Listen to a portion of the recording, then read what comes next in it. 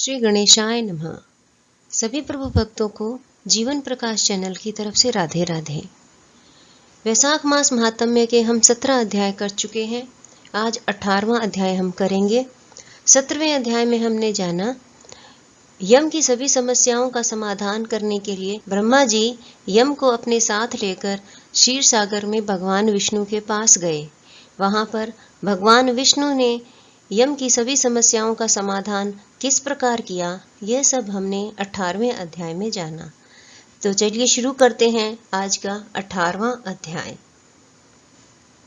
श्रुतिदेव कहने लगे कि वैशाख मास की मेष संक्रांति में जो प्राणी प्रातः स्नान कर भगवान की पूजा करके भगवान की कथा सुनता है वह मनुष्य वैकुंठ को जाता है, परंतु जो होती हुई कथा को छोड़कर चले जाते हैं, नहीं सुनते, वह घोर नरक में जाकर पिशाच योनि प्राप्त करते हैं। यहाँ पर हम एक प्राचीन इतिहास कहते हैं। प्राचीन काल में गोदावरी के किनारे ब्रह्मेश्वर क्षेत्र में ब्रह्मनिष्ठ परमहंस दुर्वासा ऋषि के 2 शिष्य रहते थे। उनको कभी किसी से कोई इच्छा नहीं थी।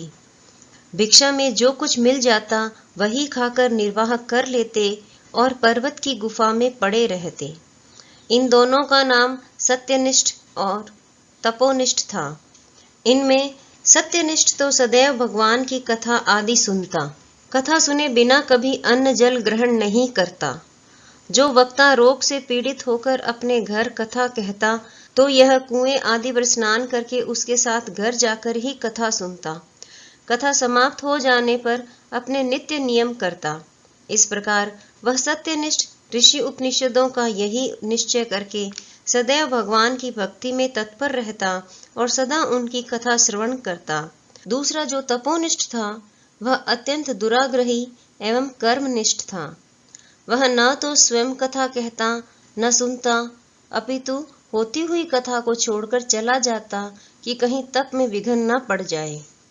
श्रोता और वक्ता के पास भी वह नहीं जाता था। वह दुर्बुद्धि इसी प्रकार अपना समय बिताता, हरि कथा कहता न सुनता। जब वह मृत्यु को प्राप्त हुआ तो कथा के दुराग्रह से छिन्नकर्ण नाम वाला बलवान पिशाच शमी के वृक्ष पर हुआ।